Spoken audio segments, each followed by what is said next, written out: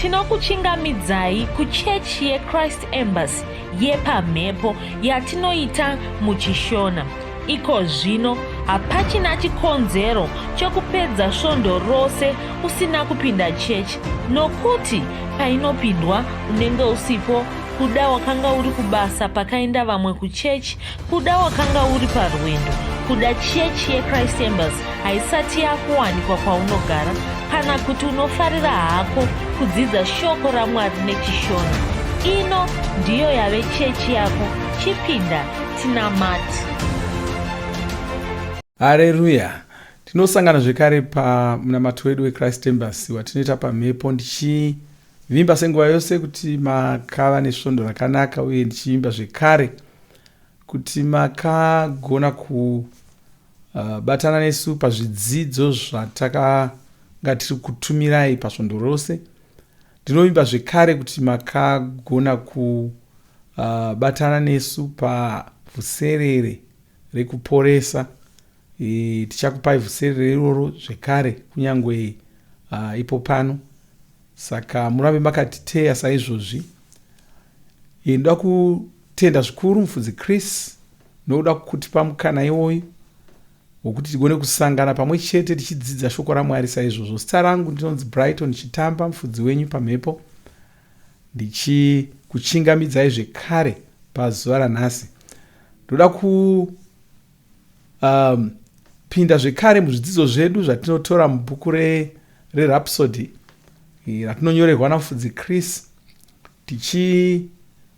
zvichitibatsira kudzidza shoko raMwari nokunzwisisa shoko raMwari. Haleluya. Nhasi ndoda kuti titarise zvidzidzo zvinotibatsira kunzwisisa Ishe Jesu. Mona vanhu vane mafungiro akasiyana siyana pamusoro paIshe Jesu. Vamwe vanongofunga kuti Jesu ndomumwe wavaoni akangouyawo. Jesu vanongofungawo kuti wanga ari mutungamiriri akaita mbiri, kana munhu wakaita mbiri, kana kudii. Asi Jesu vakanga vasingori zvinhu izvozvo chete. Hongu vakaita mukurumbira, hongu mutungamiriri vaishamisa, hongu vakanga vari muoni zvekare. Asi handizvo zvatinofanira kunyatsoziva nokunzwisisa pamusoro paIshe Jesu. Bhaibheri rinotitaridza kuti Jesu vakanga vari Mwari pachavo. Jesu vakanga vari Mwari pachavo. Kuna vamwe vanongofunga kuti Bhaibheri rinoti Jesu vakanga vari mwanakomana waMwari. Asi mufudzi Kristu akatotidzidzisa nechekare kuti mashoko okuti mwanakomana waMwari aisangoreva kuti munhu akazvarwa naMwari. Mashoko iwayo anoreva Mwari vakauya vari munhu wenyama. Ndo zvinoreva mashoko iwayo okuti mwanakomana waMwari. Haleluya. Ndo zvatinoona mushoko raMwari izvozvo. Nokuti munoona Jesu pose pavaiudza vaJudha vachiti ndini mwanakomana waMwari, vaJudha vaigumbuka, vaitotsvaka kuda kuuraya Jesu, vachitoti Jesu vakanga vamhura Mwari nemhakei. Nokuti vaJudha vaitonzwisisa muzvinyorwa zvavo kuti munhu anoti ndini mwanakomana waMwari ndiye muponesi wacho, ndiye wakapuwa zita raMwari, ndiye muponesi wanga ari kuzotumwa naMwari achiuya ari Mwari vari munhu wenyama. Vaitonzwisisa izvozvo. Ndo vaitonzwisisa kuti munhu anenge achitaura achidaro ndiye Mesiyasi wacho, kana kuti ndiye Kristu wacho, ndiye mwanakomana wacho waMwari, ndiye wakapiwa zita raMwari. vaJudha vainzwisisa izvozvo nokuti muzvinyorwa zvavo zvanga zviri. Vana Dhanieri vakanga vakataura saizvozvo. Dhanieri muzvinyorwa zvake anotaura pamusoro pemazuva okupedzisira, achitaura achiti ndakaona munhu wakanga akaita somwanakomana waMwari achiburuka mumakore. mumashure mezvaanga atsanangura kuti zvakaitika, achitaura pamusoro pokuguma kwenyika, zvikanzi ndakaona mwanakomana waMwari achiburuka mumakore achiuya panyika pano. Saka mwanakomana waMwari mashoko iwayo ainzwisiswa kunzi anoreva Mwari vanenge vauya panyika semunhu wenyama, ainzwisiswa saizvozvo. Saka Jesu vakanga vasingori munhuwo zvake. Haleluya. Izvi tinozviona mukuzvarwa kwavakaita, mukurarama kwavakaita, nemukufa kwavakaita. Tikatarira pakuzvarwa kwakaitwa Jesu, Bhaibheri rinotitsanangurira. Matiyo yokutanga ndima 23, tarira mhandara ichava nemimba, ichazvara mwanakomana, vachamutumidza zita rinonzi Emanueri, zita iri rinoreva kuti Mwari unesu. Ndo mazvarirwo akaitwa Jesu. Tikaverenga zvekare Matiyo yekutanga ndima 19 inoti kuzvarwa kwamuponesi Jesu kwakaitika nenzira inotevera. Maria akanyengwa naJosefa, asi akazowanikwa ava nemimba. Akawana mimba iyi asati asangana naJosefa, akanga aipiwa naMweya Mutsvene. Hapana munhu akambozvarwa saizvozvo. Hapana munhu akambotsanangurwa panyika pano achinzi wakangozowanikwa ane pamuviri. Hapana munhu akambotsanangurwa nenzira iyoyo. Uye hapana munhu akambozvarwa pasina baba vanonzi baba vake ndevava vepanyika pano. Jesu chete ndo vakazvarwa nenzira iyoyo. Ndo zvatinopiwa nokuziviswa neBhaibheri. Haleluya. Ndo zvatinopiwa nokuziviswa neBhaibheri. Saka Jesu vakazvarwa saizvozvo. Ichocho ndo chokwadi chakaitika. Kuda muono katinanzi dzinongori nyambo zvakangotaurwa. Mafungiro akadaro haana kungwara uye ane njodzi. Nokuti munhu iye anenge achitaura saizvozvo ari zvimwe zvose zvaanoziva wakaverenga. Nokuti ndo mazira atenda zvinhu ka. Mazira anoita nhoroondo pamusoro paKesari wakaverenga. Unogona kumira uchikakara pamusoro penhoroondo yachaminuka wakaverenga, yaNehanda wakaverenga, kupinda kwavarungu muno wakaverenga, yehondo dzepasi rose wakaverenga, nezviri kutoitika izvozvi uri kungoverenga uchizvigamuchira, uchizvibvuma. Asi wozoverenga pamusoro pezvinhu zvaunopiwa neshoko raMwari woti izvi hazvisizvo, zvine njodzi. Nokuti ukazobvunzwa kuti ko zvimwe zvese wakabvuma wani, izvi zvoga ndo zvausingadi kubvuma sei, unozowanikwa kuti chakuitisa kuti usazvibvuma imhaka yokuti hausi kuda kubvuma zvinhu zvinotaurwa naMwari. Zvimwe zvese makuwa ose unoda kuabvuma, asi zvinotaurwa naMwari hausi kuda kuzvibvuma. Ndo nyaya ingoripo. Nyaya haisi yokuti une umbowo hwekuti inhema, handizvo. Nyaya ndeyokungoti zvataurwa naMwari haudi kuzvigamuchira. Zvataurwa navanhu zvemakuwa unoda kuzvigamuchira. Ukaudzwa kunzi kune nyoka yarutsa mari, izvozvo unoda kuzvigamuchira. Asi hauna umbowo hwekuti wakamboona nyoka ichirutsa mari. Wangoudzwa kuti kwaita nyoka yarutsa mari, yausina kuona. Haleluya. Vanhu vakawanda vanotaura pamusoro pevanhu, zvinotaurwa munyika dzakasiyana siyana, pevanhu vanonzi vanongokaruka vauya, vachiuya kana zviri zvimandege kana zviri zvisingazikamwi kuti zvabva nokupi, kwanzi vanongokaruka vauya. Dzinotori nyaya dzinototaurwa nedzihurumende nei. Zvinhu izvozvo zvine vanhu vashoma vanoti takaona. Asi vanoti vanongozviona zvichiuya, voona zvivanhu kuda zvifupi kana zvivanhu zvakakura kana zvoonekwa zvonzi zvazongonyangarika zvikaenda, zvanga zviri mundege inomanya zvisingabviri isati yakamboonekwa zvaenda. Zvinoenda pasina vamwe vakawanda vaona, ndiye ega aona. Vakawanda vanozvigamuchira. Handisi kuti ndezvenhema, handisi kuti ndezvechokwadi, asi vakawanda vanozvigamuchira. Asi ukazodza munhu kuti ndaona ngirozi, unotanga kuti nhema. Inyaya yekuti hausi kuda kubvuma zvaMwari chete. Zvimwe zvese nyange zvikataurwa nomutoo upi unoda kuzvigamuchira. Saka iye zvino zvatotaurirwa naMwari, kune mhandara yakazvara mwana isina murume wayasangana naye, ikazvara mwana uyu akatumirwa kunzi Jesu. Ndo zvatinonyorerwa. Tinotori navanyori vana vakanyora vachitaura izvozvo. Havasiwo vega vakangogumira kunyora. Mateo wakanyora izvozvo, Mariko wakanyora izvozvo, Ruka wakanyora izvozvo.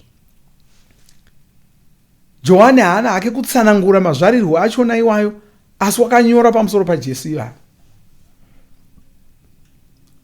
Vana Pauro vakazouya vakanyora pamusoro paJesu ivavo. Asi havasiwo vega vakanyora nezvazvo. Isaya wakanyora izvozvo. Wakatonyora izvozvo zvisati zvatoitika. Wakazvinyora makore anoda kuita churu zvisati zvaitika. Vanhu vese vari kukupupurira vachikuudza zvese izvizvi, iwe woramba. Haleluya. Ndosandati zvine njodzi izvozvo. Asi hazvina kugumira ipapo. Upenyu hwaJesu hwavakararama yanga ingori minana ega ega. Nokuti kuda ungaramba kuti vakazvarwa saizvo, asi kukurarama kwavakaita. Bhaibheri rinotaura muna Johani 21 ndima 25 kwanzi Jesu vane zvimwe zvavakaita, zvinhu izvi zvakawanda, hazvigoni kunyorwa zvose, nokuti zvaizozadza magwaro akawanda. Magwaro aya haizokwana panyika pano. Haleluya. Vari kutaura pamusoro peminana yakaitwa naJesu, kuwanda kwayo. Johani 20 ndima 30 kusvika 31 inoti, kwai Jesu vane imwe minana yavakaita, vakaita vadzidzi vavo vachiona. Saka haizvina kuitwa muchivande, kwai vakaita vadzidzi vavo vachiona. Minana iyi yakawanda, asi haina kunyorwa murugwaro huno. Tangonyora izvi chete kuti mugamuchire Jesu, mubvume kuti ndiwo muponesi, mwanakomana waMwari, mugova neupenyu, ihwo upenyu huya huri muzita ravo. Saka vane minana yakawanda yavakaita, irimo muBhaibheri yakanyorwa. Johani wakanyora pamusoro peminana iyi, Ruka wakanyora pamusoro peminana iyi, Mariko wakanyora pamusoro peminana iyi, Mateo wakanyora pamusoro peminana iyi. Haleluya. Ruka kuda mungati vakareva vanhu vakafamba naJesu vanongori vana Mateo na Johani. Ruka haana kutofamba naJesu, asi wakanyorawo pamusoro peminana iyo, achinyora zvakaitika, zvakaitwa naJesu. Upenyu hwaJesu, kwanzi neno zvese zvavakaita zvakanyorwa pasi. Magwaro acho aizowanda zvokuti panyika pano hakwani. Mwari havarevi nhema. Kureva kuti yaingova minana yoga yoga. Jesu vaiita minana yakawandisa, yatakanyorerwa inotongori mishoma yacho. Upenyu hwavo hwaingova hweminana chete. Imbofungai kuti munana watinonyorerwa pamusoro paJesu, watinonyorerwa wokutanga, Bhaibheri rinotitaurira kuti Jesu vanga vangoperekedza mai vavo kumuchato. Vaperekedza mai vavo kumuchato kudaro, ndokubva po zvimunwa zvobva zvopera pamuchato paya. Maria ndokubva okumbira Jesu kuti abatsire. Jesu havana kumbomira vachiita mashiripita, havana kumbodii, havana kutombosiya zvavanga vari kuita. Vanga vakangogara pavari vakati, zadzai makate nemvura. Mazadza makate nemvura, motora mvura yacho monopa mukuru womutambo. Ndokubvavo zvatopera. Vangorayira vashandi vakanga varipo kuti ndai munoita izvozvo, zadzai makate aya nemvura, mochera imwe mopa mukuru womutambo, zvatopera. Mukuru womutambo paakanonwa, wakaona zvanga zvatova zvinwiwa zvinonaka kudarika zvaanga aswera achinwa muswere wese wezuva. Vakangoita munana saizvo. Sei Maria akaenda kuna Jesu kunotibatsira vanhu? Maria vaiziva kuti vanga asitombosiona. Ndosaka ndichiti unongori munana watakatanga kunyorerwa, hausi munana wokutanga wakaitwa naJesu. Ndokutanga kunyorwa. Chakaita kuti Maria aende kuna Jesu anoti tibatsire, hapachina zvimwiwa, imhaka yekuti Maria waiziva kuti Jesu vaigona kuita minana. Panguva iyo Maria wanga akutonzwisisa kuti Jesu havana chavaikoniwa kuita. Kuda kumba kwavo kwatomboshayikwa sadza rimwe zuva, Jesu vakangozadza ndiro nesadza. Haleluya. Asi izvozvo hatina kuzvinyorerwa. Saka upenyu hwavo yaiva minana yega yoga. Kufa kwaJesu yakanga iri minana zvekare. Haleluya. Bhaibheri rinotaura Mariko 15:34 kwainzi pakanga paine mumwe murume akanga ari mukuru wezana, ndiye akanga akarinda nzvimbo iyi pakanga paroverwa Jesu. Akatarisa Jesu, akaona mafiro avo, akati ichokwadi munhu uyu wanga ari mwanakomana waMwari. Tatotsanangura kuti mwanakomana waMwari zvinoreva Mwari vauya vari munhu wenyama. Haleluya. Munhu anga ari panzvimbo akatarisa, akabvuma ega kuti chokwadi uyu munhu uyu ndiMwari. Iwo wanga usipo, saka haugoni kukakavadzana naye. Pane zvaakaona murume uyu. Saka tinofanira kubvuma mashoko nouchapupu hwake hwaakataura. Haleluya. Saka Jesu havana kungofa somunhu wose wose. Bhaibheri rinotaura kuti Jesu pavakafa, panyika pose pakaita rima kwenhambo 3, kubva masikati kusvikira zuva rarereka roda kunovira. Pachingwane hazvisati zvakamboitika izvozvo. Hongu tinoziva pamusoro pokuora kwezuva nokudii. Kana zuva rikaora, rima rinongouya pechinhambo zviviri, chimwe chete chinguva chidoko doko, ukatononoka kutarisa unogona kutozopepuka kwachena rima racho ratopera. Ukakotsira unogona kutozomutswa zvatodarika. Asi pana Jesu hazvida kudaro. Nhambo 3 kubva masikati kusvika zuva rorereka rakunovira, kwakangosviba kuti tsva. Haleluya. Uye Bhaibheri rinotitaurira zvimwe zvinhu. Kwanzi makuva akatsemuka muJerusarema. Vanhu vakanga vafa kare kare vakabuda vakaonekwa vachifamba muguta reJerusarema musi wakafa Jesu. Zvinhu zvakawanda zvakaitika. Wanga uri minana woga woga. Tinogona kuramba tichitaura zvimwe zvakawanda pamusoro pezvakazoitika. Jesu ava vakazomuka kubva kuvakafa, vakaonekwa. Bhaibheri rinoti kwanzi vakuru vevaJudha vakatoita zvokubhadhara mari kumauto akanga akarinda guva raJesu. Vakatovabhadhara mari kuti vasataurira vanhu, nokuti zvinhu zvanga zvisingarambiki, zvinhu zvakaonekwa. Mauto akanga akarinda guva raJesu akatobva kwachimhanya achiuya kutoti vedu zvataona uko hazviiti. Murume uya wamuka pachokwadi, takatarisa tichiona nameso edu. Vaya vakuru vevaJudha vakati regai tikupei mari. Oi, mari iyi musataurira vanhu muchidaro. Bwe rakanga rakaiswa paguva raJesu ranga rakakura, kwanzi ranga rakakura zvokuti hapana munhu waigona kuribvisa. Asi rakabviswa. Pakashama Jesu akabuda. Haleluya. Mushure memazuva 40 zvaitika izvozvo, Jesu vakakwira kudenga vakaenda. Haleluya. Kukwira kwavo kudenga havana ngonyangarika, havana ngokaruka vashayikwa. Bhaibheri rinoti kwanzi paiva navanhu 500 evanhu vakanga varipo musi wakakwira Jesu kudenga vakaona Jesu vachikwira kudenga. Jesu vakakwira kudenga vanhu vachiona. Bhaibheri rinotiratidza zvekare kuti vanun'una vaJesu vakanga vaita nguva yose vasina kumbogamuchira Jesu vakazosara vavaparidzi. Vakatozopedzisira vabvuma pachavo kuti uyu munhu wakanga ari Mwari pachavo.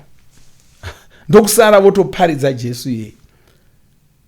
Mumwe wavanun'una vaJesu wakanga ari James, wakanga mukuru wesangano romuJerusarema. Asi pose Jesu pavanga vari panyika vachishumira, vana ava vanga vasingatombozvibvumi. Mumwe wanga ari Judhi, vakasara vakuparidza vamwe venhume dzaJesu. Haleluya. Saka Jesu ndiMwari. Gamuchira izvozvo. Usangovaona somumwe munhu unoshamisa, usangovaona somumwe munhu anongotaurwawo munhoroondo. Jesu ndiMwari pachavo. Saka unofanira kuvagamuchira, unofanira kugona kuvimba navo, unofanira kugona kuvanamata nokuvatevera. Tisatapedza ipapa, mushure mokunge tanamata Mwari nokurumbidza Mwari, tichanamata nemi kana wanga usati wagamuchira Jesu. Asi regai tinamateko zvino tichitenda Mwari ndichikuropafadzai. Oh, haleluya. Mazoka marimondia. Lebrosa dilia sali groshta biganze. Makosa dilastre megoria. Diliastra kabojeta. Baba ndinokutendai ndokurumbidzai. Nokutendai nokuda kwaishe Jesu. Iwo Jesu makatumira panyika pano. Topupura kuti Jesu ava ndiMwari pachavo, ndiMwari vakauya vari munhu wenyama. Ndonyengeterera mumwe nomumwe wandiri kunamata naye pazuva ranhasi, ndichinamata kuti agamuchire chokwadi ichochi, chive chokwadi chaanogona kuvimba nacho, chaanogona kufamba nacho muzita raMambo Jesu. Ndonamata iko zvino ndichinyengeterera mumwe nomumwe asiri kuzwa zvakanaka. Ndinomira saJesu iko zvino ndichirayira mweya yose yeurwere ndinoidzingira kure kubva paari. Ndinorayira marwadzo ese kuti abve pamuviri wake. Ndinorayira zvirwere zvose kuti zvibude kubva mumuviri make, kubva mumhuri yake. Ndinozvidzingira kure iko zvino ndichirayira utano hwakanaka kuti huve maari, ndichirayira kuti apore kubva kumarwadzo ese iwayo, kubva kuzvirwere zvose izvozvo. Baba ndinokutendai, ndinokurumbidzai uye ndinokunamatai. Amen. Haleluya. Zvakanaka, regai wane nguva yekumborumbidza Mwari, tichitenda Mwari, namata nevose vasati vagamuchira Jesu, ugamuchira Jesu, utanga upenyu hwako hutsva somwana waMwari. Mwari ngavakuropafadzei. Amen.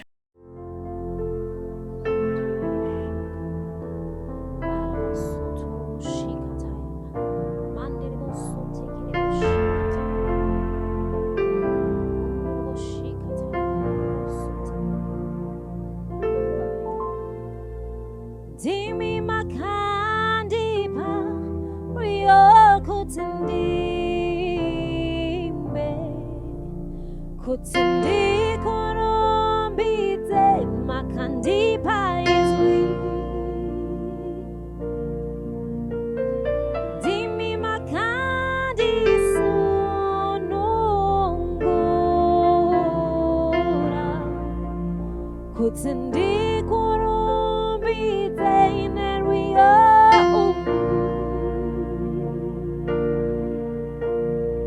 Dimi makandipa ryokutindimbe kutindikurumbidze makandipa izwi. Dimi makandisunungura kutindikurumbidze inerwiyo. Nochatonga ishe nekusinga peri. Mwari ndimi munotonga, muchatonga ishe nekusinga peri. Mwari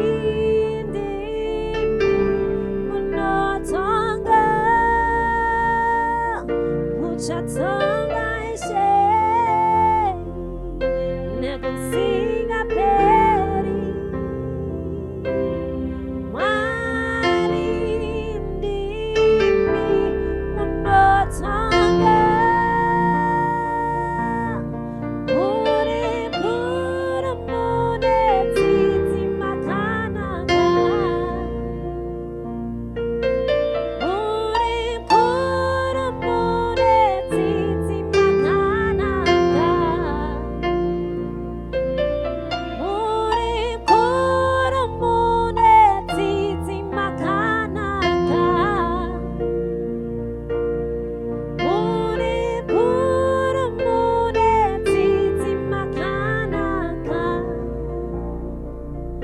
muchatonga narini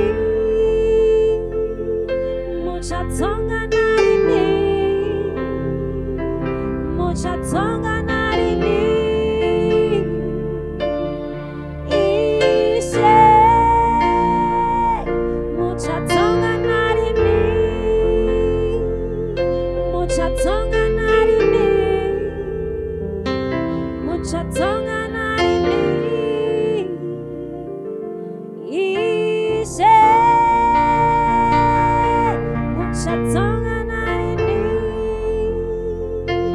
muchatonga narini muchatonga narini ishe uri mkuru munenzi makanaka uri mkuru munenzi makanaka masotoshika mani otoshaka bari tinovimba makomborerwa nemunamato wesvondo rino. Kana manga musati mazvarwa patsva, namatai mumashure mangu, muchidudza, muchirevesa. Taurai muchiti, Mwari vari kudenga, ndinouya kwamuri, ndinokoka Jesu kuti vapinde mumwoyo mangu. Ndinokumbira kuti Jesu vatonge upenyu hwangu. Ndinopupura kuti Jesu ndivo vavaishe wangu. Saka ndinogamuchira upenyu usingaperi mumweya mangu. Ndazvarwa patsva, ndava chisikwa chitsva. Ndinokutendai. Amen. Makorokoto mazvarwa patsva, tinokugamuchirai muchechi yeChrist Embassy. Titumirei zita renyu nekwamunogara. Munogona kutumira iri SMS kana WhatsApp pa 0772 166 928 kana kutuma tsamba pa shonaror@gmail.com. Muchida kupa mpiro yenyu neEcoCash, rovai namba *151*2*6*58225# motevera zvinenge zviri kutaurwa neEcoCash ipapo. Kana muine nhare dzemazuva ano, munogona kushandisa KingsPay kupa mpiro yenyu. Shandisai kodhi inoti TNIOG nemavara makuru. tinoda kukuzivisai zvinotevera. Tinokurudzira kuti musadarikwe nezvidzidzo zveRhapsody. Zvidzidzei kuti shoko riwande mamuri, mugone kumirisana nezvinhu zvinonetsa muupenyu. Munamato uno munoubata paWhatsApp, paradio, paYouTube panoti Shona Online Church.